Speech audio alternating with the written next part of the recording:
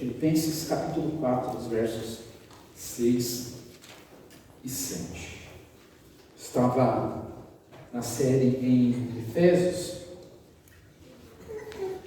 mas essa noite vamos dar uma parada e vamos meditar nesses dois versos apenas.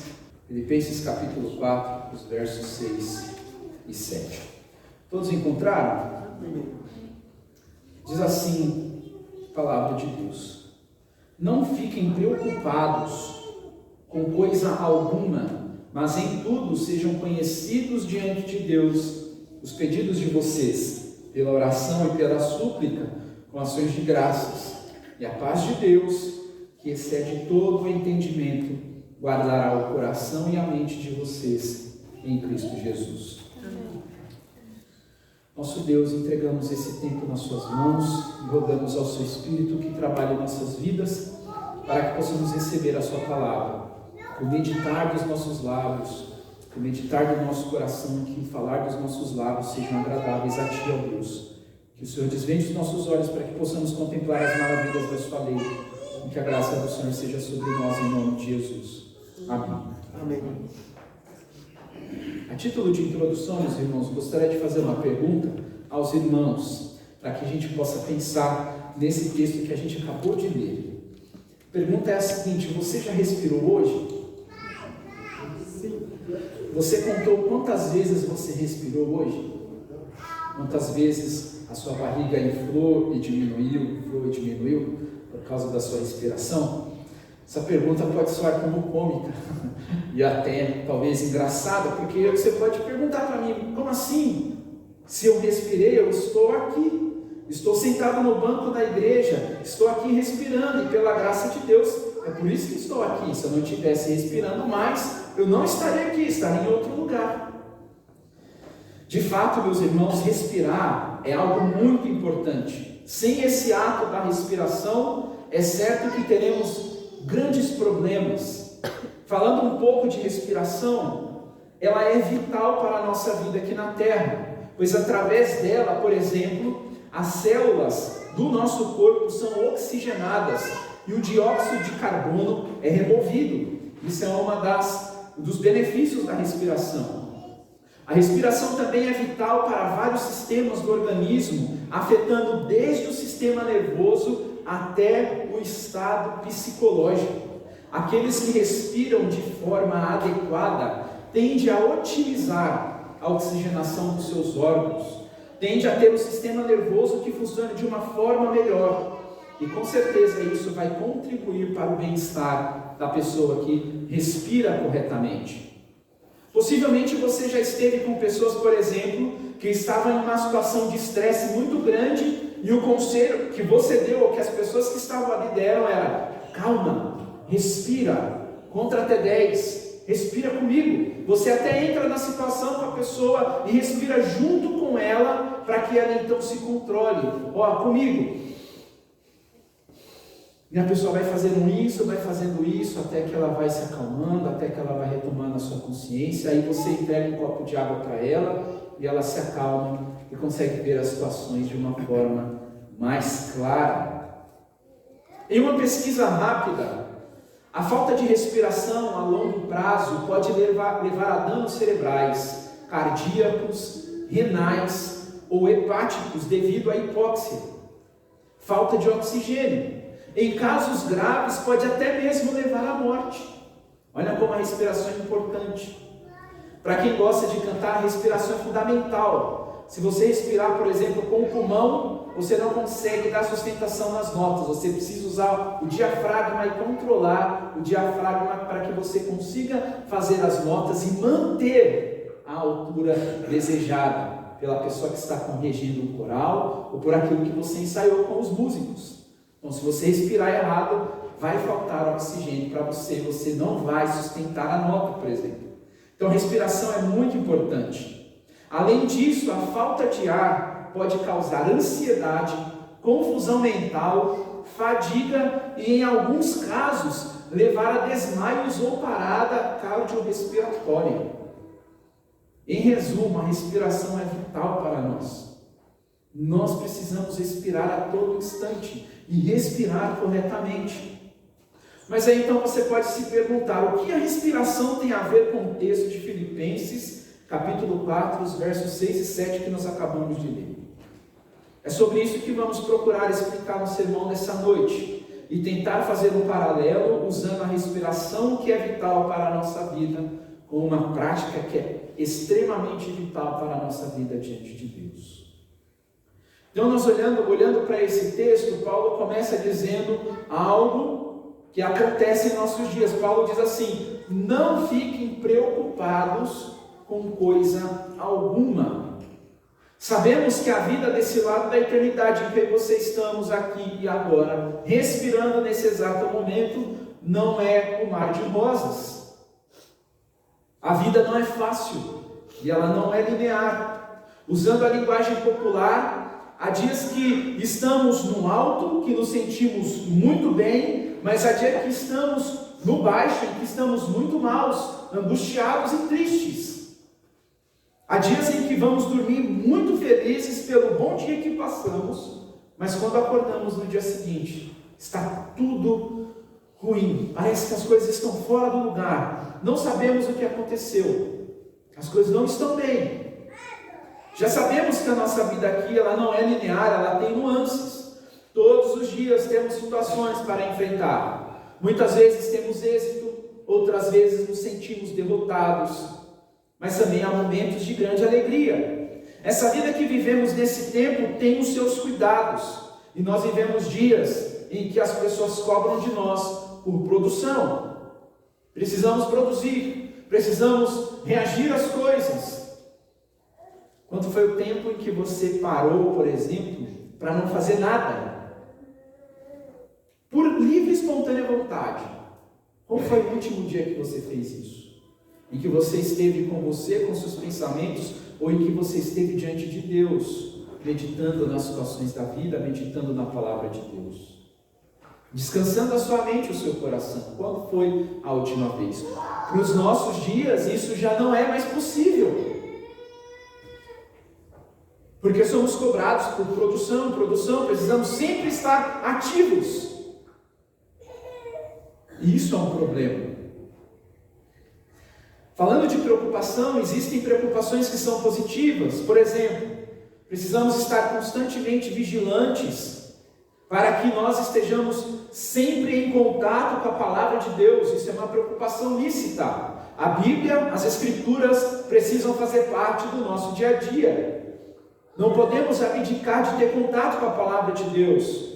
Ou precisamos estudar para desempenhar bem o papel que nós temos em nosso trabalho, entendendo que aquilo que nós temos em nossas ocupações foi o próprio Deus que nos deu. Então eu preciso fazer o meu melhor, porque fazer o meu melhor agrada ao Senhor. Não vai ser somente porque eu quero que o meu chefe veja que eu estou performando bem, que eu quero que as pessoas vejam que eu sou um bom funcionário. A primeira preocupação do crente é se preparar e trabalhar de maneira correta para agradar a Deus, porque ele trabalha diante de Deus. Nós somos mordomos daquilo que temos nas mãos.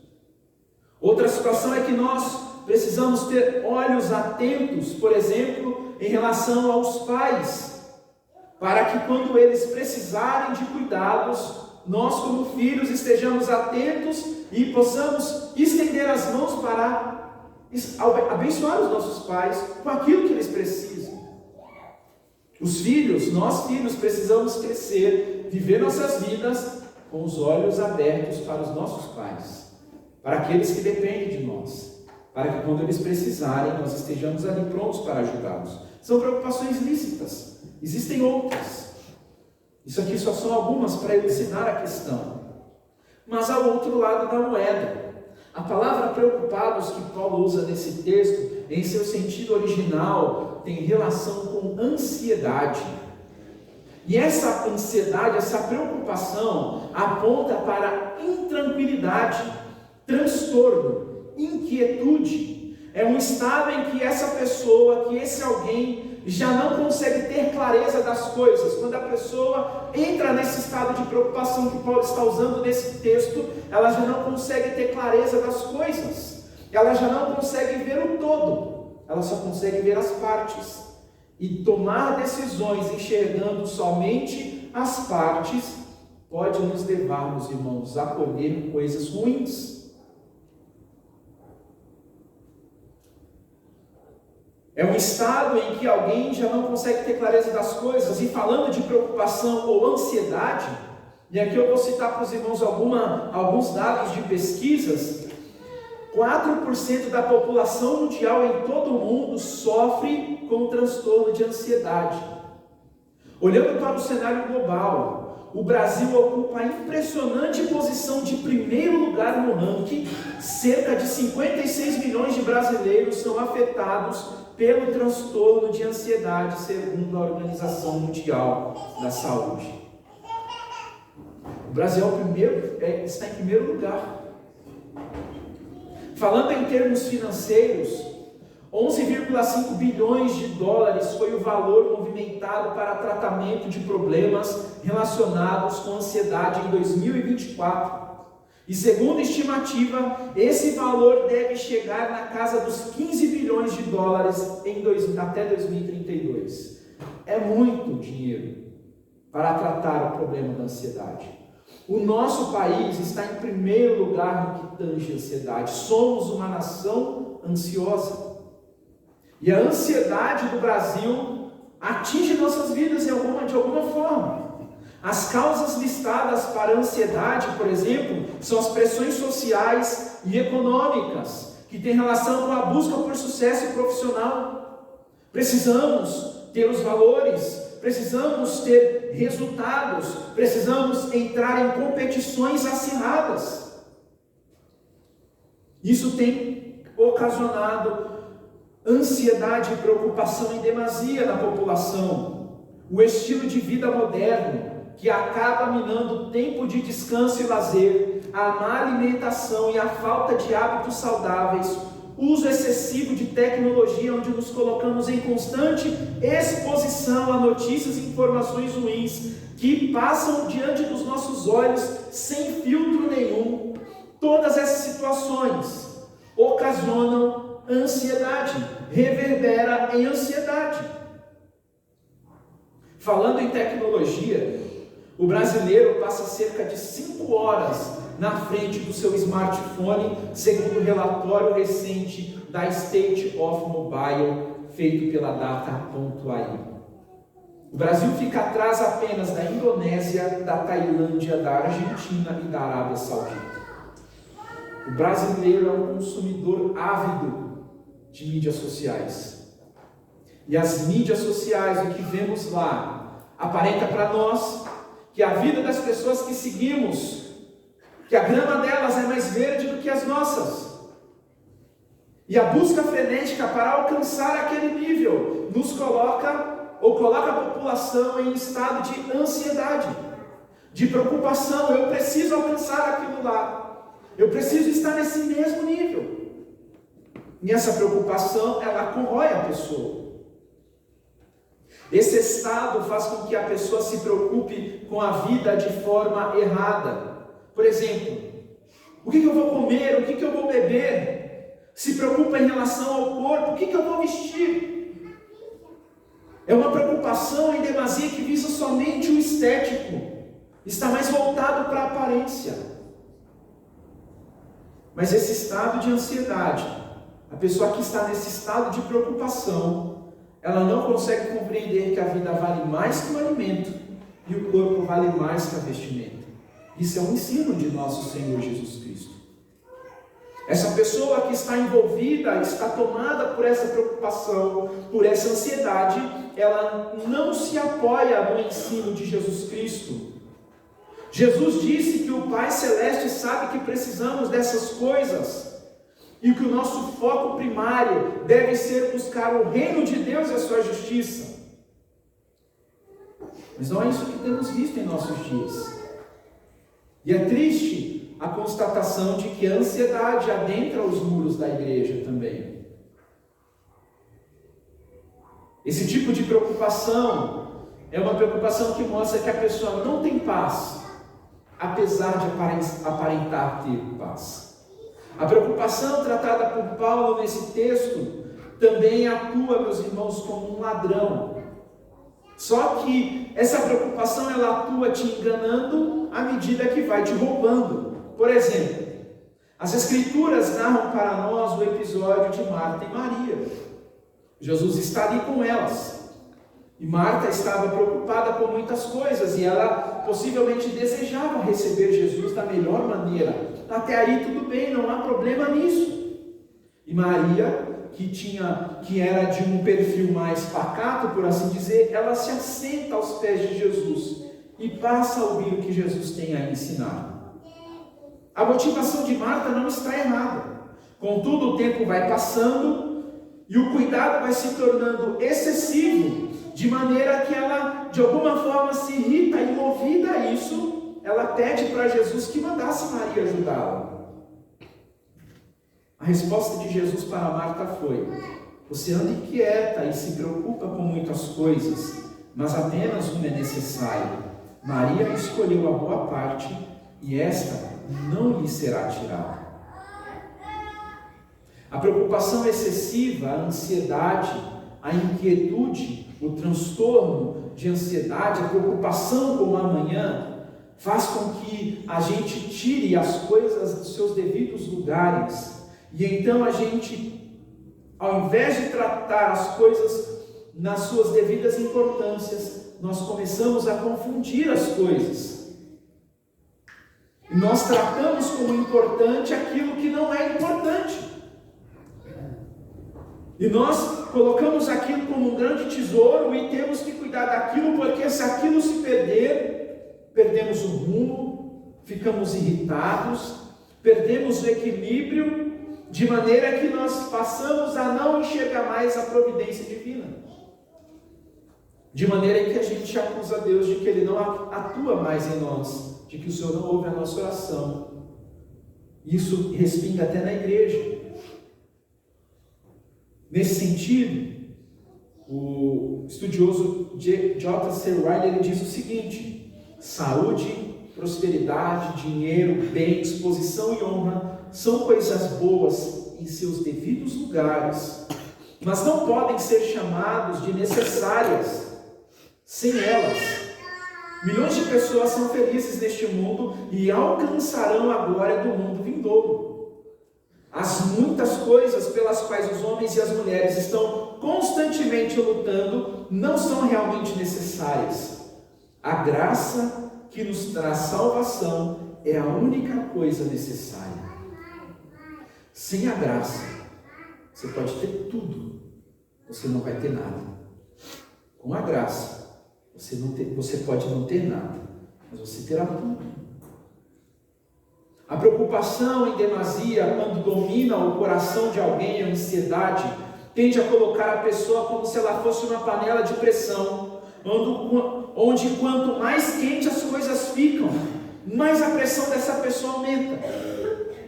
Em termos ilustrativos, olhando para a panela de pressão, a pressão que sai quando se levanta o pino da panela de pressão é semelhante a um coração tomado pela ansiedade, onde essa pessoa tende a externar o seu descontentamento com as coisas. E nesse sentido, essa pessoa tomada pela ansiedade, ela vai reclamar, ela vai murmurar, ela vai se queixar, ela sempre vai dizer: minha vida não está boa, porque ela mirou que o que ela precisa são coisas materiais. São coisas que ela está vendo nas mídias sociais. Isso é pecado. Porque entramos num caminho em que não somos gratos àquilo que o Senhor tem nos acrescentado. Mas pode acontecer que essa pessoa reprima tanto as coisas em seu coração, tomado pela ansiedade, de maneira que aquilo vai evoluindo, vai tomando grandes proporções, de maneira tal que chega uma hora em que essa pessoa explode e causa estragos grandiosos. Se uma panela de pressão explodir em algum lugar, na minha e na sua casa, onde ela está apoiada, vai ser destruído também. É isso que acontece quando uma pessoa tomada pela ansiedade não trata isso como deveria, vai reprimindo isso no seu coração, vai reprimindo isso no seu coração, e vai chegar um momento em que isso vai explodir, e vai respingar nas pessoas que estão ao seu redor, vai respingar na sua família, vai respingar nos seus filhos, as suas relações vão ser estremecidas, você vai colocar para fora sem reservas aquilo que está no seu coração. E a pessoa, quando chega nesse estado e ela explode por causa da ansiedade que domina o seu coração, ela vai usar de palavras agressivas, ela pode até mesmo exercer atos violentos, pois ela não tem mais equilíbrio, a sensatez foi embora, não tem discernimento. Tudo que ela quer é colocar para fora a amargura do seu coração, que está tomado por aquela grande ansiedade que não foi tratada, que não foi conversada, que não foi orada. A ansiedade é aquela pequena fagulha, meus irmãos, que quando acesa é capaz de causar um incêndio de grandes proporções. Uma pequena fagulha, se você acender em um lugar seco, em uma floresta, se você voltar lá depois de alguns momentos, pode ser que aquela fagulha cause um grande incêndio. O ansioso é aquele que trata o presente como se tudo que ele tem fosse somente o presente. O problema é que o presente também assusta essa pessoa, pois as intermitências do presente não são capazes de trazer ao ansioso, a essa pessoa, a segurança que ela precisa. Para lidar com o frequente acesso, com o frequente assédio, dessa preocupação que Paulo trata nesse texto, as Escrituras nos ensinam que precisamos de paz. Mas não de qualquer paz. Precisamos da paz de Deus que excede todo o entendimento. A paz de Deus não é algo que se estabelece porque recebemos ou temos aquilo que queremos. A paz de Deus não se estabelece porque é algo produzido pelas circunstâncias desse mundo. Essa paz não é aquela que pode acontecer mediante a governos humanos. Agora temos um bom governador, o país está caminhando bem, então temos paz. Não é essa paz. Essa paz não é gerada pela prática do pensamento ou discurso positivo. Não adianta você olhar para o espelho e falar, hoje eu vou vencer. Aí vai chegar amanhã e você vai falar, hoje eu vou vencer. Não é essa paz. Não é essa paz que Paulo está tratando nesse texto. Muita gente se sente em paz porque tem o controle de alguma situação em suas mãos. É alguém que busca se nutrir de bons pensamentos, de bons sentimentos. Aliás, a paz humana é cheia de ansiedade. A paz humana é cheia de incertezas. Em algum momento esses traços de ansiedade serão evidentes. A paz de Deus não procede de nós mesmos, e muito menos porque as coisas estão como desejamos. A paz de Deus procede no fato de que a gente sabe que Ele está no controle de toda e qualquer situação. A paz de Deus que excede todo o entendimento, ela vai além da compreensão humana. A paz de Deus que excede todo o entendimento não é aquela que garante que desse lado da eternidade estaremos ilesos de problemas, de situações desagradáveis. Mas ela habitando em nosso coração, ao invés da ansiedade, dominar nossas vidas com a paz de Deus que excede todo entendimento, sedimentada em nosso coração, mesmo na dor e com lágrimas nos olhos, no mais profundo e escuro abismo que possamos nos encontrar, mesmo estando no tormento mais forte da tempestade que podemos passar, meus irmãos. Essa paz que excede todo entendimento que vem de Deus, nos fará descansar em nosso Senhor. Nos fará descansar nos braços de Deus, justamente porque haverá compreensão de que nada, absolutamente nada que acontece conosco, desse lado da eternidade, é surpresa para Deus. Nada do que acontece na vida dos filhos de Deus é surpresa para o Senhor. E por sabermos que Ele está no controle de todas as coisas, de que as nossas vidas estão escondidas em Suas mãos, é que podemos descansar, é que podemos sorrir, mesmo quando as coisas não estão como gostaríamos. Um exemplo do que a paz de Deus, que excede todo entendimento, faz na vida do crente é a vida de Estevão. Após Estevão pregar lá no Sinédrio, em Atos capítulo 7, que é o que eu vou narrar aqui para os irmãos, os homens que ouviram Estevão pregar ficaram possessos e com o coração cheio de raiva. As Escrituras dizem que eles rangiam os dentes contra Estevão, de tão raivosos que eles estavam. Você já conviveu com uma pessoa assim? Uma pessoa que rangia os dentes de tanta raiva por aquilo que ouviu ou por aquilo que aconteceu com ela? Pois bem, esses homens estavam assim diante de Estevão. Mas Estevão estava cheio do Espírito Santo, diz as Escrituras, e ele fitou os olhos no céu, e a Bíblia diz que ele viu a glória de Deus e Jesus, que estava à direita de Deus. Estevão disse que via o céu aberto, e o Filho do Homem em pé, à direita de Deus. Aqueles homens, gritando bem alto e tapando os ouvidos para aquilo que Estevão estava falando, avançaram contra ele, expulsaram Estevão da cidade e apedrejaram Estevão até a morte. E qual foi a postura de Estevão enquanto ele estava sendo apedrejado? Ele orava dizendo: Senhor Jesus, recebe o meu espírito. E então, ajoelhando-se, gritou bem alto: Senhor, não os condenes por causa deste pecado. E depois que ele disse isso, a Bíblia diz que ele morreu. Estevão não revidou. Estevão não partiu para o braço com aqueles homens. Ele se entregou, ele estava entregue nos braços do Pai. É isso que a paz de Deus, que excede todo o entendimento, realiza no coração dos filhos de Deus, daqueles que compreendem que Deus é soberano sobre todas as situações. Estevão tinha plena compreensão de que aquilo que estava acontecendo com ele glorificava Jesus Cristo. Ele estava se parecendo com o seu Senhor. Então para ele não era demérito nenhum. Tantos foram os homens e mulheres de Deus que morreram sendo perseguidos, mas que não recuaram, porque sabiam em quem estavam assegurados, sabiam aonde estavam fundamentados, e morreram em paz, louvando a Deus, bendizendo ao Senhor, como foi o caso de Estevão. Deus, meus irmãos, é o Deus da paz. Deus, Ele habita em plena paz, e Ele concede paz aos seus. Se essa paz, que excede todo o entendimento, estivesse à venda, as pessoas gastariam as suas fortunas em busca dessa paz. Mas ela não está à venda, e ela não está aberta a todos. Ela está aberta àqueles que foram redimidos pelo sangue de Jesus.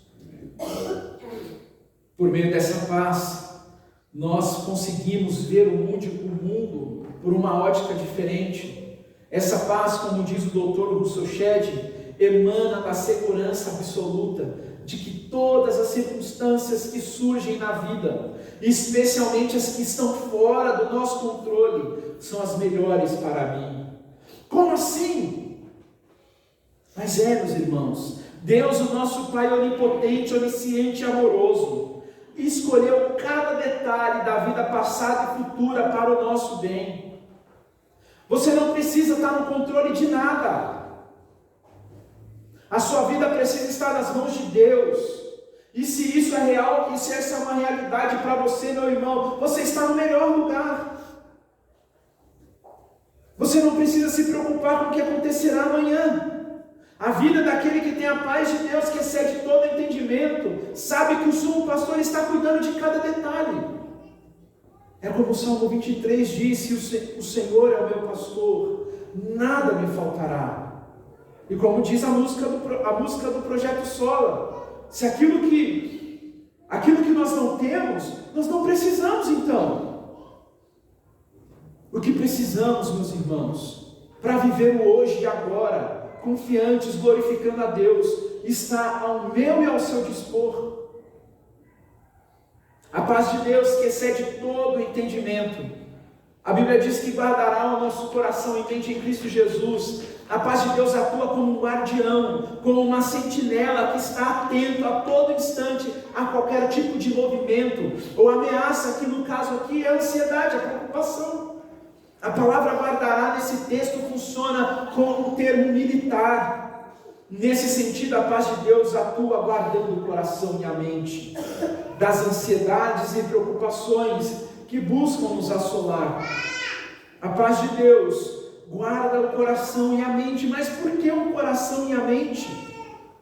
O coração, meus irmãos, é o lugar dos pensamentos, é onde está a vontade, é onde estão as nossas emoções, é onde está o conhecimento do certo e errado. Já a mente é a sede da faculdade da razão, é onde está o entendimento. Ao usar esses dois termos, Paulo está ensinando a sua audiência, e a nós aqui nessa noite, que a paz de Deus, que atua como um vigia, abrange a totalidade da alma do homem. As Escrituras afirmam que devemos guardar o coração, porque dele procede as fontes da vida. Então, se o meu e o seu coração for dominado pela ansiedade, não vai proceder vida dali. Nesse sentido, a paz de Deus que atua como um guarda impedirá que a ansiedade traga corrosão ao nosso coração, evitando assim que a gente não acuse Deus de falta alguma. O Senhor não me abençoa, o Senhor não está olhando por mim, o Senhor não está ouvindo a minha oração. E a mente será protegida, meus irmãos, dos pensamentos indignos e insinceros, que de alguma forma queiram fazer morada em nossas vidas, e com isso fazer com que a gente não confie na soberania de Deus. Eles podem até sobrevoar as nossas mentes, e até mesmo querer fazer morada em nosso coração. Mas a paz de Deus que excede todo entendimento, que atua como um vigia, que não dorme, guardará o nosso coração, impedindo com que essas coisas achem lugar em nossas vidas. A paz de Deus que excede todo entendimento guardará o nosso coração e mente em Cristo Jesus.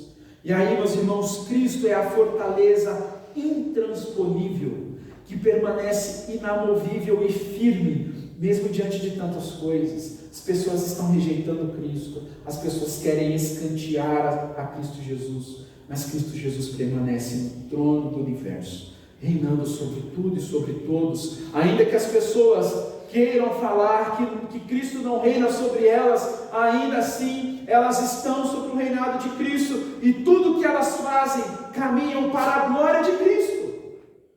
É diante desse Cristo que estamos, é esse Cristo que nos guarda, que não se ressente, que não se move por aquilo que Ele vê em nossos dias. Cristo é a cidadela fortificada que ninguém pode entrar se Ele não quiser.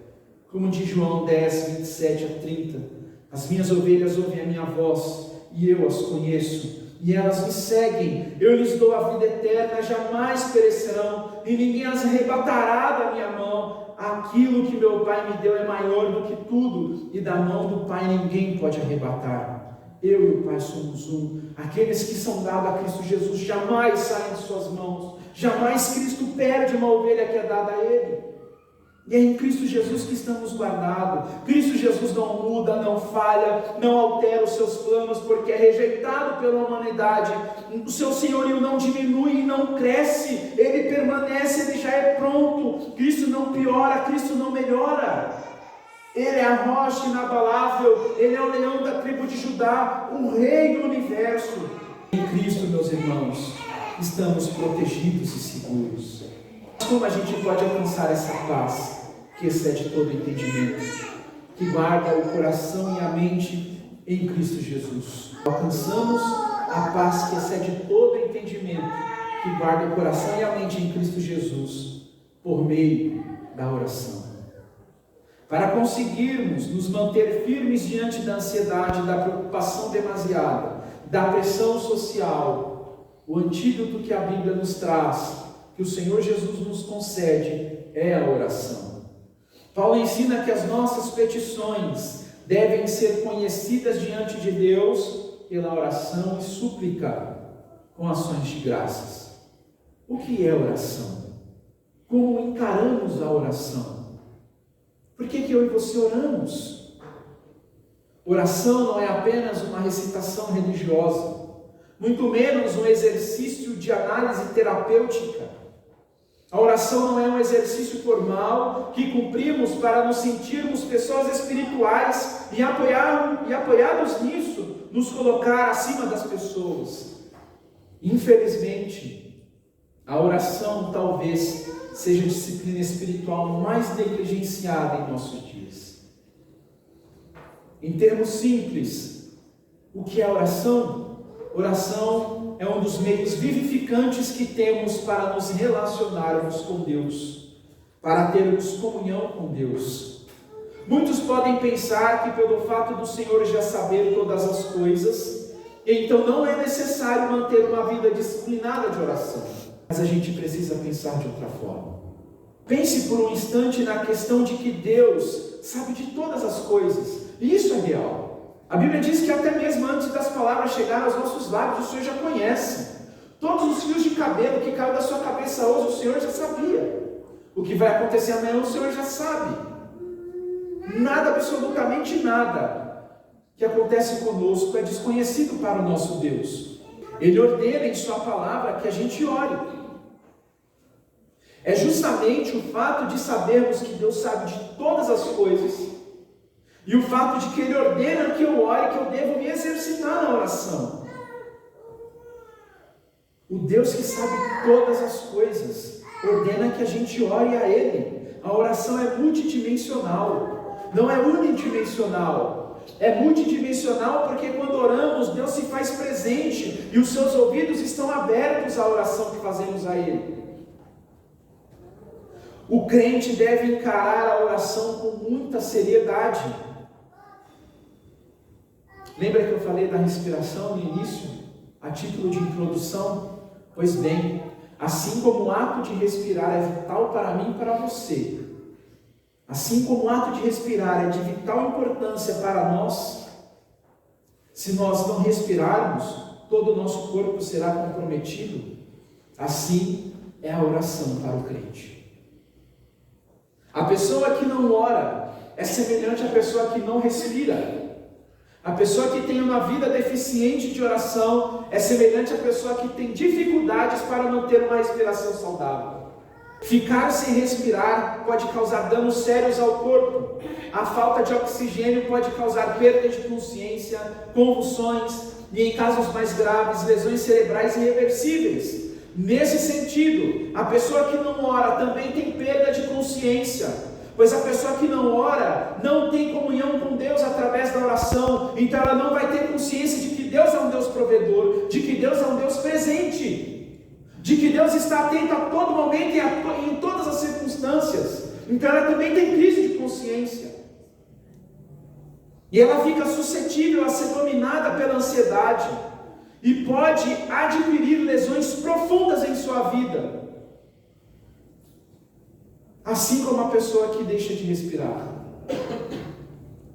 Quem não ora, comunica a Deus que é autossuficiente, está falando para o Senhor, em alto e bom som: eu não preciso do Senhor. Ao mesmo tempo, a pessoa que não ora é alguém presunçoso e tomado pela preguiça. É importante que a gente não esqueça que, ainda que Deus sabe de todas as coisas, a sua exortação para nós é para que a gente ore. Quanto mais oramos, mais comunhão com Deus teremos. Pense por um instante naquela pessoa em que você investe tempo. E quanto mais tempo você passa com essa pessoa, mais ela te conhece. E quanto mais ela te conhece, vai chegar um momento em que você não vai precisar falar nada para ela.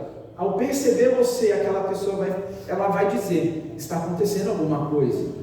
O que está acontecendo? Você não precisa falar, porque há intimidade entre você e ela conhece os detalhes da sua vida, e isso só é possível porque você investiu tempo de conversa, de mesa. Você comeu 1 quilo de sal com aquela pessoa, ou está caminhando para comer 1 quilo de sal com ela, e comer 1 quilo de sal demora, e muito. mas você está nesse exercício com essa pessoa. E é assim que nós temos que agir com o Senhor. Deus, meus irmãos, não está preocupado com a beleza das suas palavras. Deus não está preocupado que você vai estar na presença dele ali 2, 3, 4 horas. Se você puder, faça. Quando você se coloca para orar e articula as suas palavras, entenda, meus irmãos, que o Senhor quer ouvir é aquilo que está no seu coração. Ele já sabe o que está no seu coração, mas Ele quer ouvir você falar. E Deus não é um Deus de porcelana, que vai se ofender com as suas palavras. Deus não se ofende quando nós somos sinceros diante dEle e derramamos o nosso coração diante dEle em oração. Deus não é como eu e você, meus irmãos. Ele é diferente. Ele é Senhor de todas as coisas. Estar diante de Deus e orar ao Senhor e não expor ao Senhor o que está no coração é uma oração tomada pela hipocrisia. Eu e você precisamos orar aquilo que está lá dentro do nosso coração.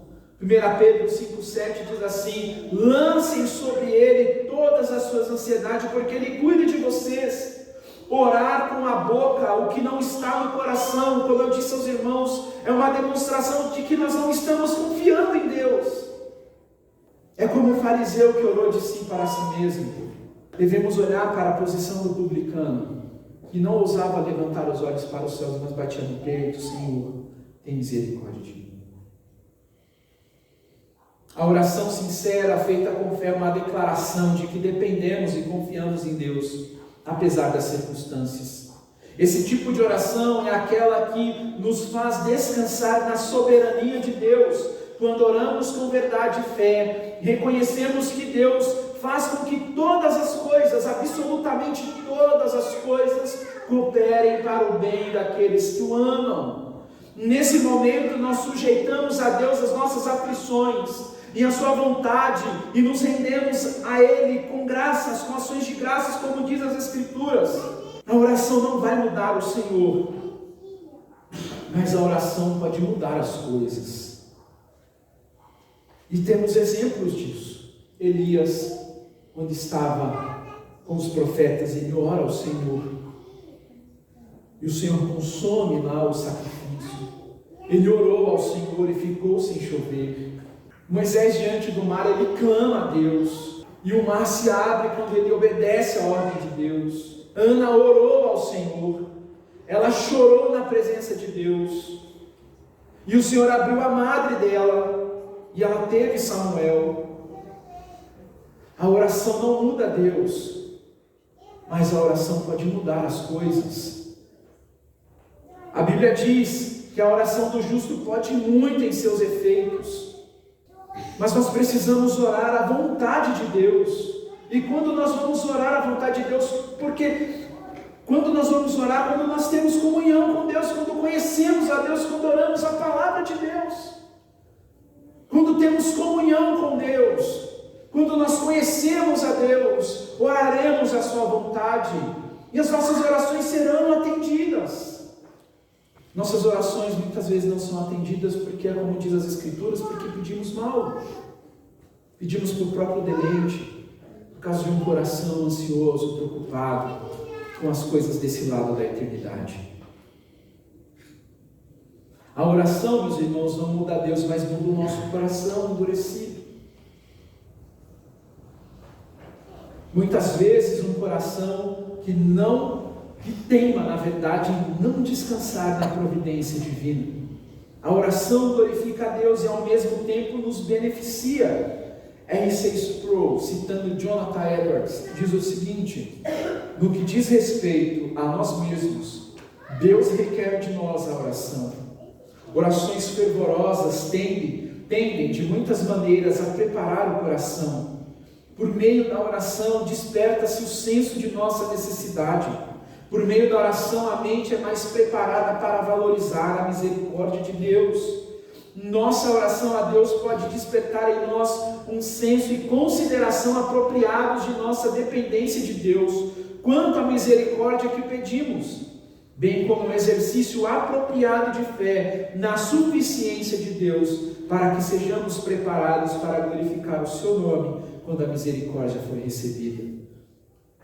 Uma das lutas de Satanás é arrebatar do nosso coração, do coração do crente, a paz de Deus, para que com isso a dúvida tome conta, a ansiedade passe a dominar o coração e a mente.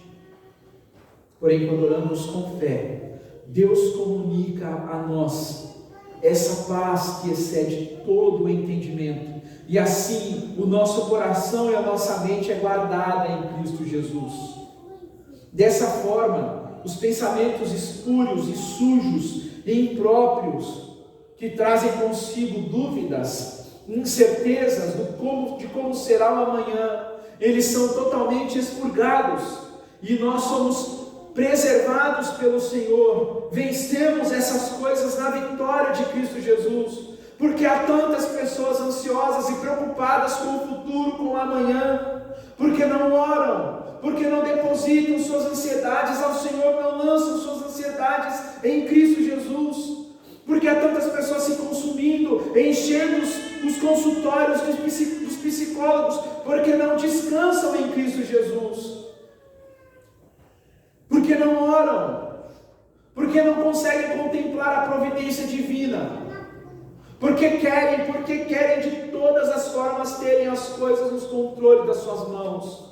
Você não é chamado para ter o controle das coisas. É como diz a música: o nosso trabalho é descansar no Senhor. E é trabalhoso, porque ao mesmo tempo em que a Bíblia diz que nós precisamos nos entregar ao Senhor, o mundo nos pressiona. Você é pressionado por produtividade, você é pressionado por entregas, e o Senhor está falando para você: você precisa descansar, você precisa confiar em mim. E aí, meus irmãos? E aí? Precisamos orar. James Ussher, se não me engano, ele era um puritano. Ele diz o seguinte a respeito da oração: porque a oração é a voz do Espírito de Deus em nós, uma joia da graça legada por Cristo a nós.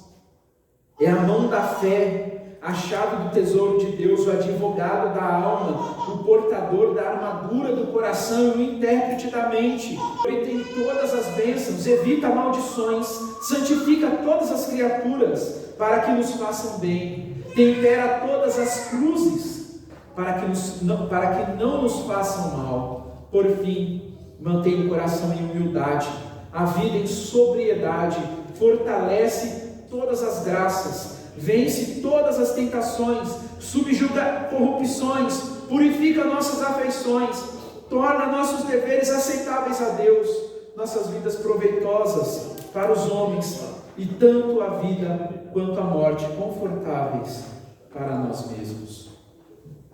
Precisamos orar, precisamos recuperar a prática bíblica e espiritual da oração. Concluo dizendo que a oração é uma disciplina bíblica que requer fé, requer rigor, requer perseverança, requer labor. Quando eu falo labor, é um labor maior que trabalho, porque requer esmurrar a cara, requer negar a si mesmo. Não espere estar disposto a orar, para então orar. Ore mesmo não estando disposto. Vivemos em um ambiente de ansiedade, porque há falta de paz, porque há falta de oração. Mas Deus em Cristo Jesus nos diz como podemos ter a paz que excede todo entendimento, é tendo comunhão com Deus através da oração. Nós precisamos orar. Na oração, meus irmãos, é colocando diante de Deus as nossas petições, é colocando diante de Deus aquilo que está nos angustiando, que está nos trazendo tristeza, e também aquilo que está nos alegrando. É triste, porém é um fato constatado, que a oração é muito negligenciada em nossos dias, e a falta da oração nos coloca numa posição de autossuficientes. Ainda que a gente declare com a nossa boca que nós precisamos do Senhor, A nossa atitude de não orar declara totalmente outra. Cristo Jesus, meus irmãos, orou a todo momento. Os apóstolos seguiram pelo mesmo caminho. A igreja precisa dos corajosos, dos homens e mulheres que vão sair dos seus confortos e vão erguer as suas vozes e as suas mãos em oração ao Senhor.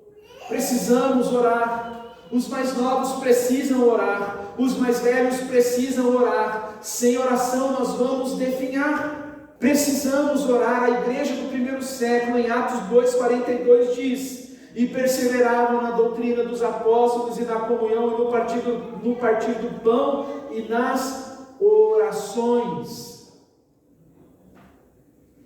Assim como a respiração é vital para eu e você vivermos, para o nosso corpo permanecer funcional, para que a gente consiga fazer as coisas. Se você parar de respirar, você morre. Se eu e você pararmos de orar, vamos morrer. Não temos que viver no conta-gotas diante de Deus. Enxergue o Senhor como um mar vasto, sem fim, e mergulhe nesse mar, sem reservas. Tenha intimidade com aquele que você confessa como Deus. Cristo Jesus abriu a mim e a você um novo e vivo caminho. Nós podemos nos achegar a Ele com confiança, mas para o Senhor orar, o Espírito de Deus intercede por nós com gemidos inexprimíveis, e Ele nos ajuda para sabermos como nós devemos orar. Nós não estamos sozinhos. Temos ajuda divina para orarmos. Precisamos orar. Ore sem cessar. Como diz a palavra de Deus em 1 Tessalonicenses 5,17. Tenha hábito de oração no seu dia. E aqui cito as palavras de John Bunyan: a oração é um escudo para a alma, um sacrifício a Deus e um flagelo para Satanás. Não deixe de orar. Se for para você deixar de fazer alguma coisa, tire alguma coisa da sua agenda, mas não deixe de orar. Ore, pois a oração é o caminho pelo qual temos comunhão com Deus, e é onde Ele nos comunica a sua paz que excede todo entendimento, de forma que essa paz guarde o nosso coração e mente na fortaleza intransponível que é Cristo Jesus, nosso Senhor. Precisamos orar, meus irmãos. Precisamos colocar diante de Deus aquilo que dói em nós. Você não precisa levar o fardo sozinho. Você não precisa carregar as coisas sozinho. Cristo Jesus disse: vinde a mim, todos vós que estáis cansados e sobrecarregados, eu vos aliviarei. Por que você teima em ter o controle das coisas em suas mãos? Porque você anda fadigado com tantas coisas. Por quê? Qual é o seu medo? O que aflige o seu coração? Por que isso não é do conhecimento do Senhor ainda? E quando você levar isso ao conhecimento do Senhor, continue orando, continue clamando. É com lágrimas mesmo. É com o joelho calejado mesmo. Às vezes você vai se pôr a orar e o céu vai parecer que está de bronze. Parece que a sua oração não está passando do teto do seu quarto, da sua cozinha, do seu banheiro, aonde você se coloca para orar.